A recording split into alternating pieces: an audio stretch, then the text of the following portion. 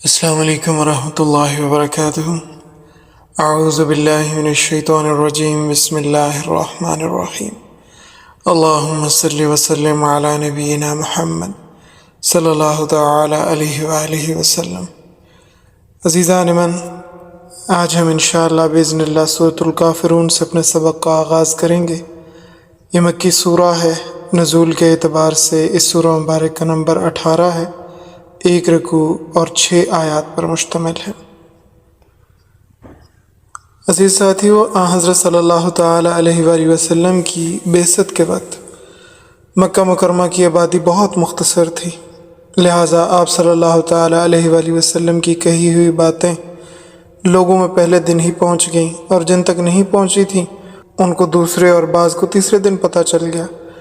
آپ علیہ الصلوۃ والسلام کے دعویٰ نبوت پر لوگوں نے بڑا تعجب کیا۔ اس سلسلے میں انہوں نے دارالندوہ میں اجتماع کیا۔ یہ ان کے لیے ایک ایسی جگہ تھی جہاں پر وہ تمام کے تمام سردار اکٹھے ہو کر مختلف امور کے اوپر مشاورت کیا کرتے تھے۔ اب وہ جگہ مسجد حرام میں شامل ہو چکی ہے۔ قریش مکہ نے مشورہ کیا کہ انہوں نے یہ دعویٰ نبوت کیا ہی کیوں ہے؟ ہر کام کا کوئی نہ کوئی مقصد ہوتا ہے، کوئی نہ کوئی غرض ہوتی ہے، کوئی سبب ہوتا ہے۔ آخر انہوں نے یہ جو دعویٰ نبوت کیا ہے اس کے پیچھے بھی کوئی نہ کوئی مقصد ہوگا، وہ کیا ہو سکتا ہے؟ لہٰذا ہر ایک نے اپنے اپنے ذہن کے مطابق وہاں پہ رائے دینا شروع کی۔ کسی نے کہا کہ یہ مالی لحاظ سے کمزور ہیں، تو ان کا مقصد ہوگا کہ لوگ میرے قریب آئیں گے تو میں ان سے مالی فائدہ حاصل کروں گا۔ بعض نے کہا کہ یہ بات بھی ممکن ہے، لیکن ہماری سمجھ میں ایک دوسری بات آتی ہے کہ اللہ رب العالمین نے ان کو بہت خوبصورت جوان بنایا ہے، صحت مند بھی ہیں۔ پہلے جو انہوں نے نکاح کیا ہے وہ ایک ایسی خاتون کے ساتھ کیا ہے جو پہلے 2 دفعہ بیوہ ہیں، ان میں سے ان کی اولاد بھی ہے، اور وہ ان کی نسبت عمر میں بھی زیادہ تھیں، تو ان کا مقصد ہو سکتا ہے کہ کسی اچھے خاندان کا رشتہ مل جائے، تو اس وجہ سے انہوں نے یہ دعویٰ نبوت کیا۔ کسی نے یہ کہا کہ اصل یہ سب کو اکٹھا کر کے ان کے اوپر حکومت کرنا چاہتے ہیں، اس لیے انہوں نے یہ دعویٰ نبوت کیا ہے۔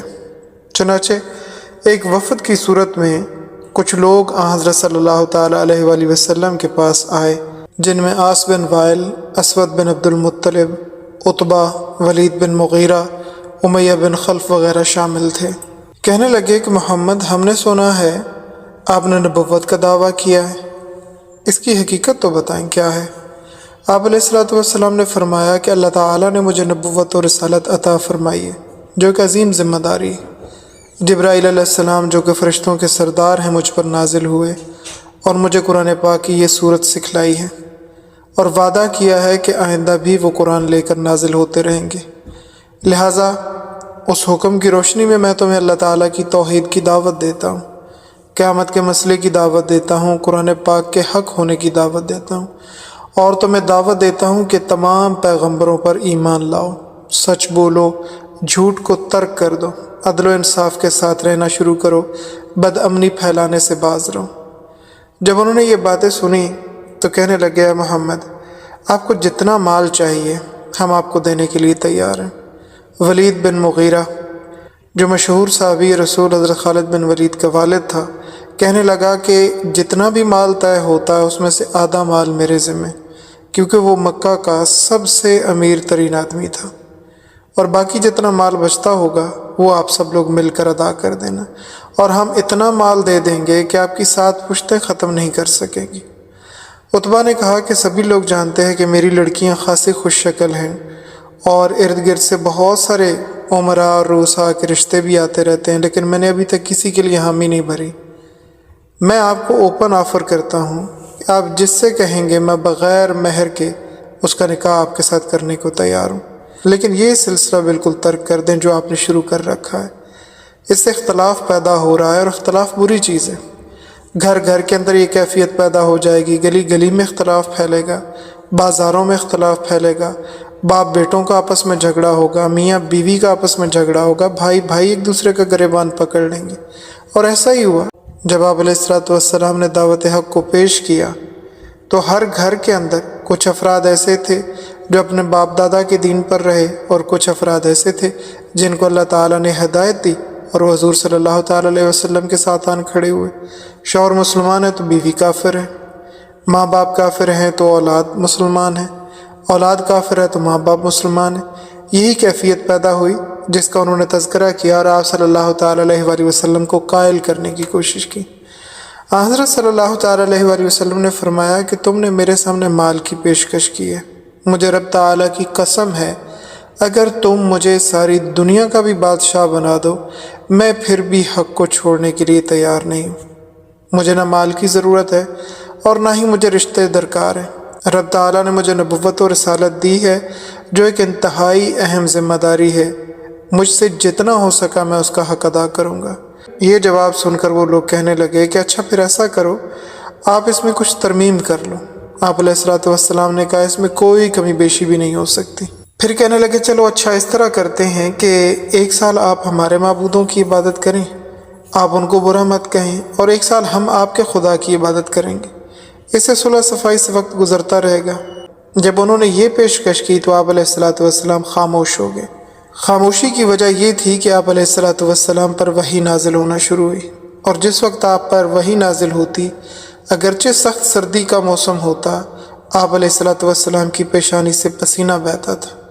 انہوں نے دیکھا کہ آپ کی پیشانی سے پسینہ بہ رہا ہے تو بعض نے یہ خیال کیا کہ ان پر ہماری بات کا اثر ہو گیا۔ جس وقت یہ صورت نازل ہو گئی تو حضرت صلی اللہ تعالیٰ علیہ وآلہ وسلم نے فرمایا کہ میں نے جواب میں تاخیر اس لیے کی ہے کہ اس وقت وحی نازل ہو رہی تھی، اور یہ سورہ مجھ پر نازل ہوئی ہے جو میں ابھی تم کو پڑھ کر سناؤں گا۔ آپ علیہ الصلوۃ والسلام نے ان کو یہ سورہ مبارک پڑھ کر سنائی۔ قل یا ایھا الکافرون، اے نبی آپ ان سے کہہ دیں لا اعبد ما تعبدون، میں نہیں عبادت کرتا ان کی جن کی تم عبادت کرتے ہو، ولا انتم عابدون ما اعبد، اور نہ تم عبادت کرنے والے ہو اس کی جس کی میں عبادت کرتا ہوں۔ مشرک رب تعالیٰ کی ذات کے منکر نہیں تھے، رب تعالیٰ کو مانتے تھے اور رب العالمین کی عبادت کے بھی قائل تھے، مگر وہ اکیلے رب کی عبادت کے قائل نہیں تھے۔ حضرت ہود علیہ السلام کو ان کی قوم نے کہا تھا قالوا اجئتنا لنعبد اللہ وحدہ ونذر ما کان یعبد آباؤنا۔ سورۃ الاعراف آیت نمبر 70 کے اندر آتا ہے کہ کیا آپ ہمارے پاس اس مقصد کے لیے ہیں کہ ہم عبادت کریں ایک اکیلے تنہا اللہ کی اور ان سب کو چھوڑ دیں جن کی عبادت ہمارے آباء و اجداد کیا کرتے تھے؟ ہم اللہ کی بھی عبادت کریں گے اور دوسروں کی بھی عبادت کریں گے۔ صاحب تفسیر بیان کرتے ہیں کہ مشرک رب تعالیٰ کی بھی عبادت کرتا ہے، اور ظاہری طور پر مشرک عام کلمہ گو مسلمانوں سے زیادہ رب تعالیٰ کا عقیدت مند ہوتا ہے۔ 8ویں پارے میں موجود ہے کہ وہ پیداوار میں سب سے پہلے اللہ تعالیٰ کا حصہ نکالتے تھے اور کہتے تھے ھذا للہ بزعمہم وھذا لشرکائنا، یہ حصہ اللہ تعالیٰ کا ہے اپنے خیال سے اور یہ ہمارے شریکوں کے لیے۔ اب سمجھیے اس چیز کو کہ کس طرح وہ اللہ تعالیٰ کے ساتھ اپنی عقیدت کا اظہار کرتے تھے کہ اللہ تعالیٰ کا حصہ پہلے نکالتے تھے اپنی آمدن میں سے، اور ان کی عقیدت یہ قرآن سے ثابت ہے۔ صاحب تفسیر بیان فرماتے ہیں کہ یہ قرآن پاک میں موجود ہے، تو بظاہر رب تعالیٰ کے ساتھ مشرکوں کو بہت عقیدت ہے، اور مشرکین کا یہ بھی عقیدہ ہے کہ جن کو ہم پکارتے ہیں ہم ان کو الہ نہیں سمجھتے، ہم تو ان کو صرف اللہ تعالیٰ تک رسائی کا ذریعہ سمجھتے ہیں، چونکہ اللہ تعالیٰ کی ذات بہت بلند ہے، ہماری اس تک پہنچ نہیں ہے، اور یہ ہماری سیڑھیاں ہیں۔ ما نعبدہم الا لیقربونا الی اللہ زلفی، ہم عبادت نہیں کرتے ان کی مگر اس لیے کہ یہ ہمیں اللہ تعالیٰ کا قرب دلائیں گے، یہ ان کا دعویٰ تھا۔ ہؤلاء شفعاؤنا عند اللہ، یہ جن کی ہم عبادت کرتے ہیں یہ ہمارے سفارشی ہیں، یہ خدا نہیں ہے، خدا کے قریب کرنے والے، یہ بھی دعویٰ تھا ان کا۔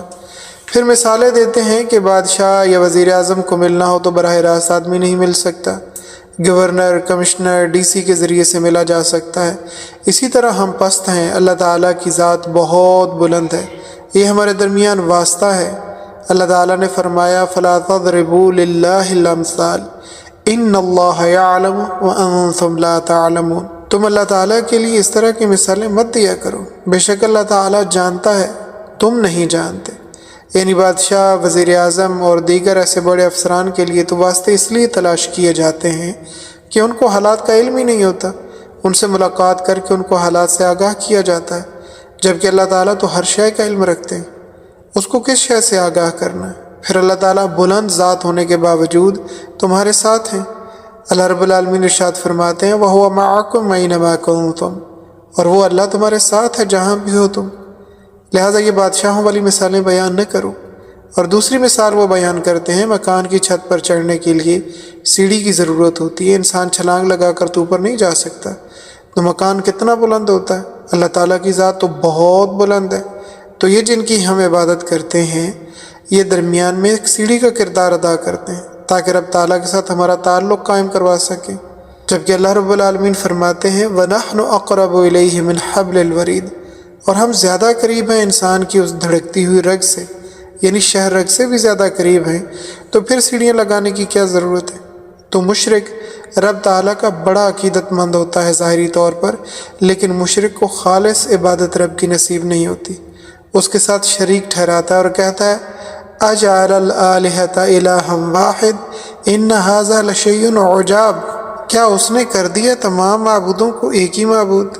بے شک یہ ایک بڑی عجیب چیز ہے۔ ان کے لیے یہ بڑی عجیب چیز تھی کہ رسول اللہ صلی اللہ تعالیٰ علیہ وآلہ وسلم نے ان کے تمام معبودوں کو ایک رب کے ساتھ ریپلیس کر دیا، اور وہ کہتے ہیں کہ ایک اکیلا رب ہی دستگیر ہے، وہی تمہارا فریاد رس ہے، وہی تمہارا حاجت روا ہے، وہی تمہاری مشکلیں آسان کرتا ہے اور کوئی نہیں ہے۔ اور یہ بات ان کی سمجھ میں نہیں آتی تھی، لہٰذا ان کے ان تمام نیگوسیشنز کے نکات کو سن کر آپ علیہ الصلوۃ والسلام نے سورہ مبارک کو پڑھ کر سنایا، کہہ دیجئے اے کافرو میں ان کی عبادت نہیں کرتا جن کی تم عبادت کرتے ہو، اور تم اس کی عبادت نہیں کرتے جس کی میں عبادت کرتا ہوں، اور میں آئندہ بھی ان کی عبادت نہیں کرنے والا جن کی تم عبادت کرتے ہو، اور نہ تم ان کی عبادت کرنے والے ہو جس کی میں عبادت کرتا ہوں۔